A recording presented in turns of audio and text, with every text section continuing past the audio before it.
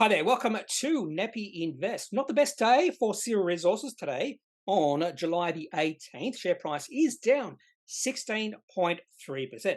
Now, for those shareholders who are very bullish about the future of this company, today might be considered a good day because now they can add to their position or buy their first position in this company at lower share prices. Now, the share price and the valuation of this company has dropped a lot over the past 9 months. In fact, in November of last year, the share price of this company was something like $2.50.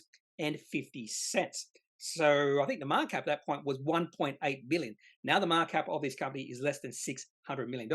Now the reason why the market has sold off on Syrah Resources today is because of their quarterly results. So they released their quarterly results today in the morning around 9 a.m. So they released their activities and cash flow report. They also released a presentation, which I do like. Not many companies that release quarterly reports release a presentation. So let's have a look at why the market has sold off on Syrah Resources today, or why they might have. Now, for those who don't know, and I'll just go straight up to the start of the presentation, Syrah Resources is, or they own or have a natural graphite mine in Mozambique that has a 50-year mine life. Now, there has been some problems, some geopolitical problems in Mozambique over the past year, but this company has not experienced, or this mine has not experienced any problems over the past 3 quarters. So there is another reason why something has happened to that mine. We'll talk about that in a second. So they are a major ex-China, which is very important, natural graphite and active anode material. In fact, according to Syrah Resources, they are the only operating vertically integrated natural graphite active anode material AAM supplier outside of China. That's very important. This tells us that Syrah Resources is a strategic company. They're very important for the world in regards to graphite and active anode material. They're also building or expanding their AAM facility at Vidalia in the United States. So it's very important as well. They're expanding that facility. It's already in production. It's been in production or been in operation since 2015, if I remember correctly. Now onto why the share price has sold off today. I sort of gave a hint in regards to production at their mine in Mozambique.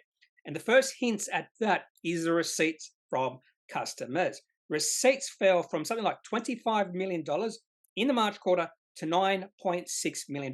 So why was there a significant drop in receipts in this quarter? And more importantly, look at the cash burn. So in operations, they burned through almost $30 million of cash, and they also spent about 30 or just above $30 million in capital expenditure. That means they burned through about $60 million in this particular quarter, which can be not a good look, not a good thing moving forward, particularly if they don't have much cash. But fortunately, during the quarter, they did raise $77 million. $33 million was in the proceeds from the issue of convertible debt securities, and they did get $44.4 million in the proceeds from loans. Now, that makes me go to Section 6, which is the Section 7, which is the financing facilities. And I just want to say they don't have too much debt, but this debt is growing. So at this point in time, they have $172 million of debt and also $32.2 million of unused financing facilities.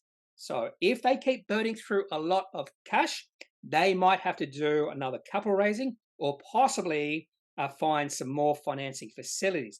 And if you go to Section 7.6, this is the longest Section 7.6 I have ever seen because it covers one page. So all this writing here is just the particulars of their financing facilities. And I would encourage anyone or any prospective shareholder of this company to go through Section 7.6 to try and understand all these financing facilities. So that's really all I'm going to talk about in regards to the Appendix 5B. So let's have a look at the presentation.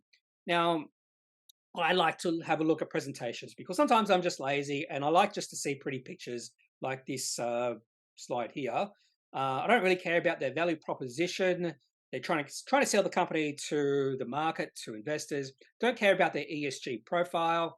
Don't care about the second quarter highlights. Probably not much highlights.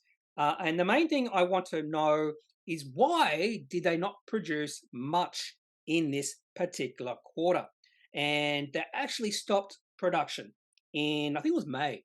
In fact, you might not be able to see it in this.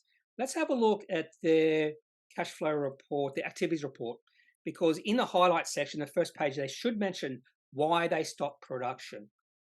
They did stop production, yes. Let's have a look where it is.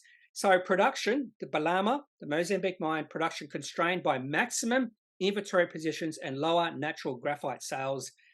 15 kilotons produced at Balama at 78% recovery in April 2023, and production paused in May and June 2023. And I'm trying to see if they do talk about when they're going to restart the mine, what their thinking is. I can't see it here in the actual activities report, but in the presentation, they do actually mention when they are thinking of restarting the mine. And here it is right here. Production restart dependent on increasing sales from inventory and new sales orders at prices above unit operating costs at production volumes averaging at least 10 kilotons per month. So there's actually no date. So we don't know when they're going to restart production. So they could still burn through a lot of cash in the next quarter.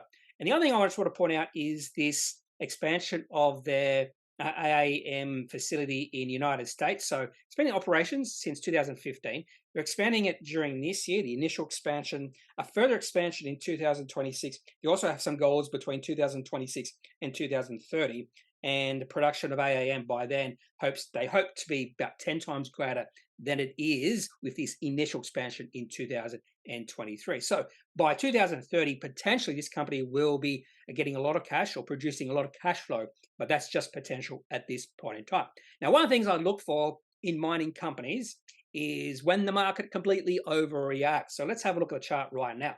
So share price has dropped from a high of $2.69 on the 11th of November all the way down to 75 cents. So that is a fairly significant drop.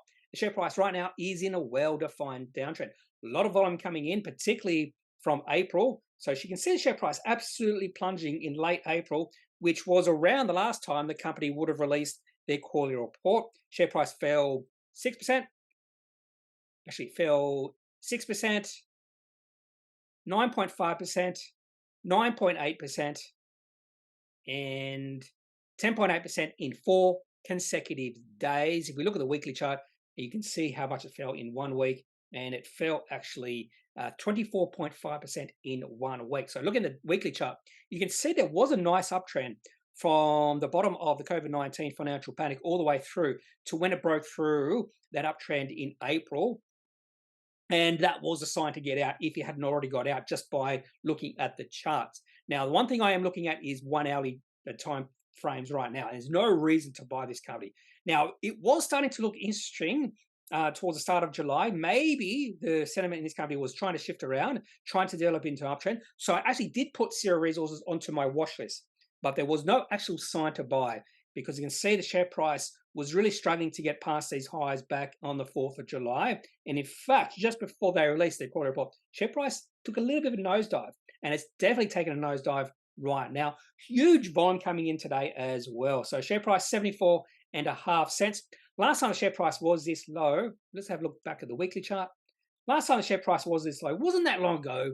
And so we're talking about the end of 2020. But you can see back in the past, share price has been as high as $6.25 in 2016. So at times there's been a lot of hype around this company. The last thing I want to show you is I'll just move my head here. Last thing I want to show you is just the markup of this company since about 2012. So recently when the share price got to $2.63, that was the high in the valuation of this company, which was around 1.8 billion. Now it's around about 600 million, might be a fair bit less than that, might be towards 500 million because of what happened today. And even though the share price was significantly higher in 2016, the markup of the company then was only 1.6 billion. The main reason behind that is because of shares outstanding. So if I put shares outstanding on this, you'll be able to see a significant rise in shares outstanding from 2016. So in 2016, shares outstanding were roughly around about 200 million or so. Now they're up to 645 million. So shares outstanding have tripled, which makes sense because it seems like this company, because they're burning through a lot of cash, would have to raise capital, not on a continual basis, but they would have to raise capital to maintain their operations and to become eventually, hopefully, profitable and free cash flow positive in the future. And I think what the market is saying right now, they're a little bit skeptical that that future is within the next few years, maybe 5 years down the line. Who knows? I don't know this company too well to give an answer to that on that. But what I am looking for is the market overreacting. So potentially the market is overreacting to this, but what I want to see now is some sort of end to this downtrend. So this downtrend in the share price, particularly what happened today, is a little bit disturbing, and its share price could fall a fair way from here. It could fall to 30 cents. Well, this could be the bottom right now. We just don't know based off the trading today. So that's all I really have to say about Syrah Resources. If you have any questions about this company, or maybe if you have any thoughts about what happened today on the 18th of July, what you think about their quarter report, I'd love to hear it. So leave your thoughts in the comment section of this video. Otherwise, that's all I have for this video on Syrah Resources. The last thing I should mention is I am not a financial advisor. If you do need financial advice, make sure you seek out someone who is qualified and can speak to your own financial needs. That's it for the video. Have a good day. Bye.